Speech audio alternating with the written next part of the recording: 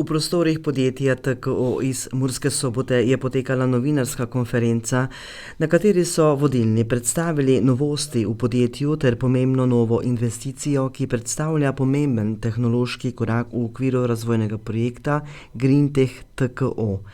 Podjetje, ki svoje delovanje gradi na predanosti, znanju in kakovosti, je ob tej priložnosti javnosti predstavilo varilno robotsko celico v vrednosti $500 000. Sodobna tehnološka pridobitev predstavlja pomemben korak v nadaljnjem razvoju podjetja, saj bo prispevala k večji učinkovitosti proizvodnje, izboljšani kakovosti izdelkov ter večji konkurenčnosti na trgu. Varilna robotska celica je bila ob tej priložnosti tudi slovesno predana svojemu namenu.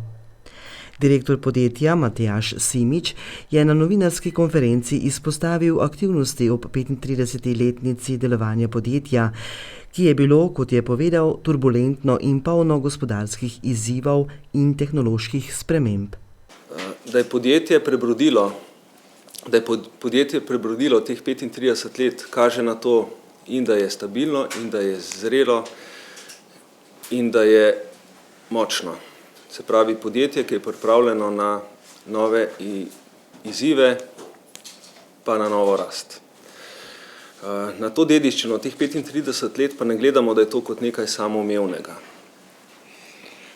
Mi v podjetju verjamemo, da moramo nenehno rasti.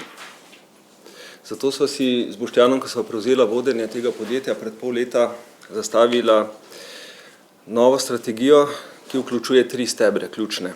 Se pravi, stalni tehnološki razvoj, razvoj kadrov in pa krepitev naše mednarodne prisotnosti na trgih.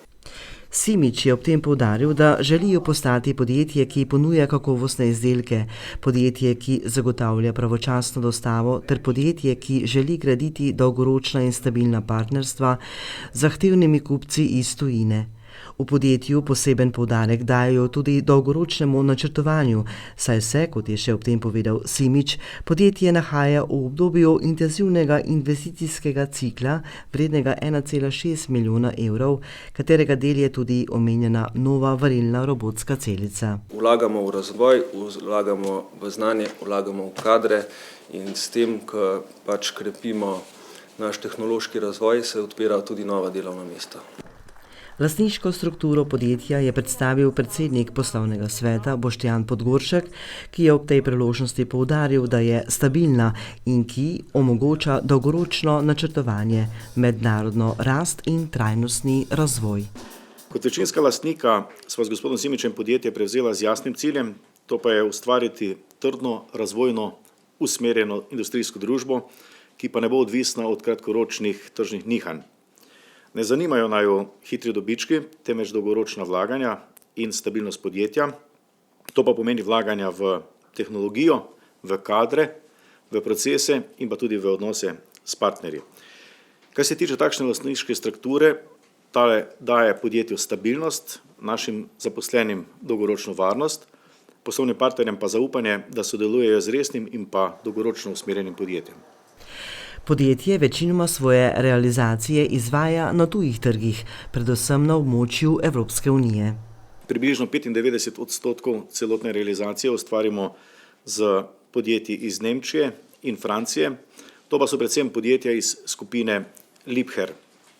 To sodelovanje s takšnimi zahtevnimi industrijskimi podjetji nam daje dragocene izkušnje in pa nas tudi spodbuja k temu, da nenehno izboljšujemo kakovost in pa organizacijo dela.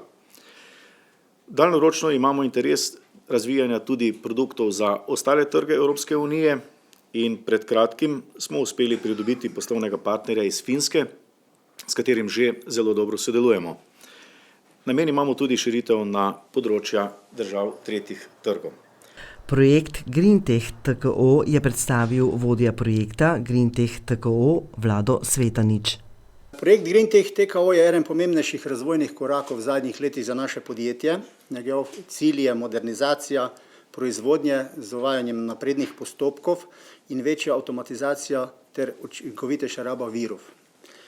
Celoten projekt pokriva v bistvu več področij našega delovnega procesa, Zajema varenje, strojno obdelavo, pripravo na lakiranje in tudi samo lakiranje.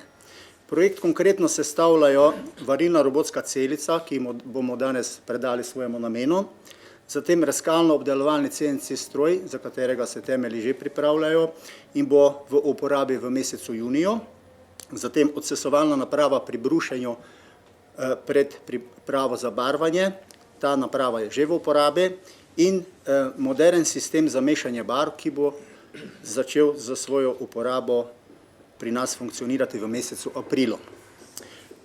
Naprava celotne te opreme za nas pomeni predvsem napredek z tehnološkega vidika, je pa tudi napredek z energetskega in ekološkega vidika. V vsakem primeru pa celotna investicija pomeni tudi izboljšanje delovnih pogojev naših zaposlenih.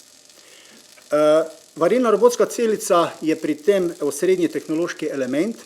Sistem nam omogoča varjenje večjih kosov do maksimalne dolžine 9,5 metra in maksimalne mase do 5 ton. Ta robotska celica vsebuje 7-osni robot, ki je nameščen na robotski voziček, ki se premika v 3 oseh. To nam omogoča fleksibilnost sistema in poveča dostopnost pri samem varenju. Zatem je dvižno vrtljivi pozicioner, ki nam omogoča prilagajanje samega obdelovanca oziroma kosa, ki ga varimo, da se lepše pozicionira v pravo pozicijo pri samem varenju. In na koncu je še pomembno srce, se pravi izvor, varilni izvor, ki je moči 500 amperov maksimalnega varilnega toka. To nam pa zagotavlja široko možnost varenja tudi debelejših pločevin.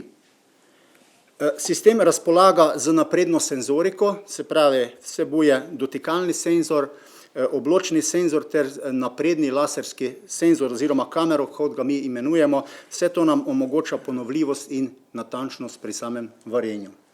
Pri tem je Svetanič še poudaril, da robotizacija ne pomeni izpodrivanje ljudi, ampak dvig ravni znanja njihovih zaposlenih. Kot je še poudaril direktor Simič, je sodelovanje z lokalno skupnostjo za podjetje izjemnega pomena. Veseli jih, da je TKO zrasel in se še naprej razvija v lokalnem okolju.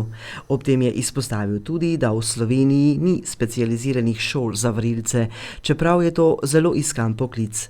Varilci so zato na trgu dela zelo cenjeni in tudi dobro plačani. Mi imamo kar nekaj izkušenih varilcev, ki so na stopnji inštruktorjev, ki recimo kandidate za zaposlitev na to delovno mesto že kar v firmi dobro izučijo. Pač to traja lahko tudi pol leta ali pa leto dni, da postane nekdo varilec kvalitete, katere mi rabimo.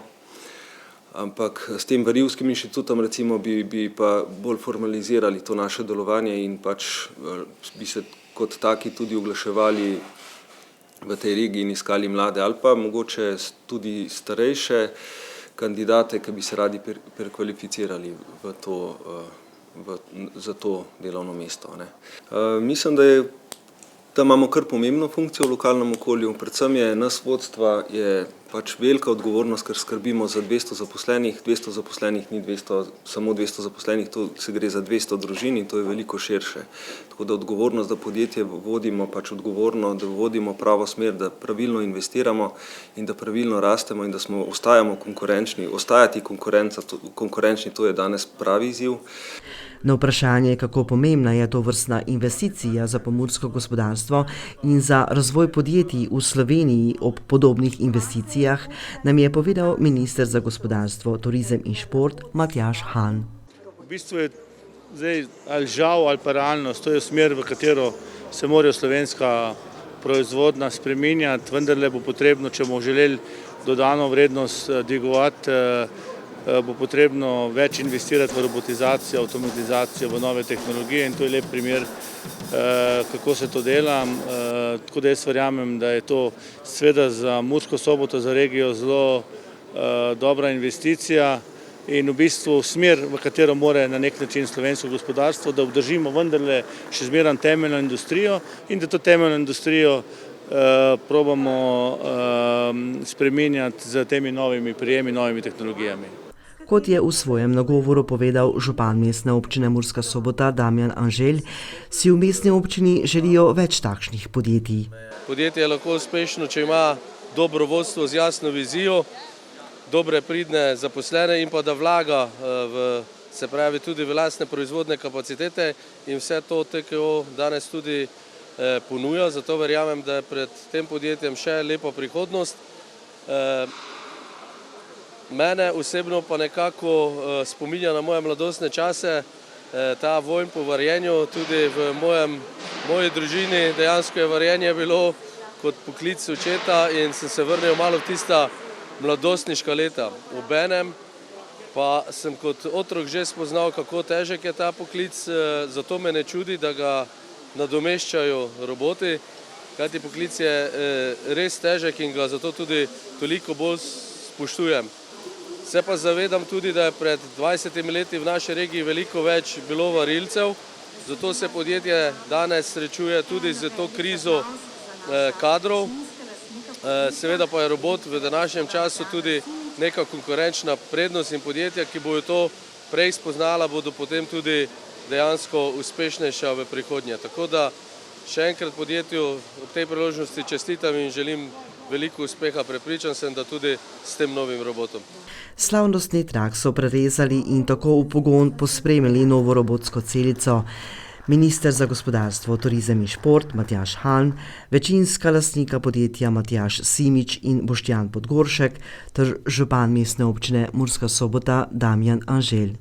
Po prerezu traku je minister Han s pritiskom na gumb zagnal robotsko celico.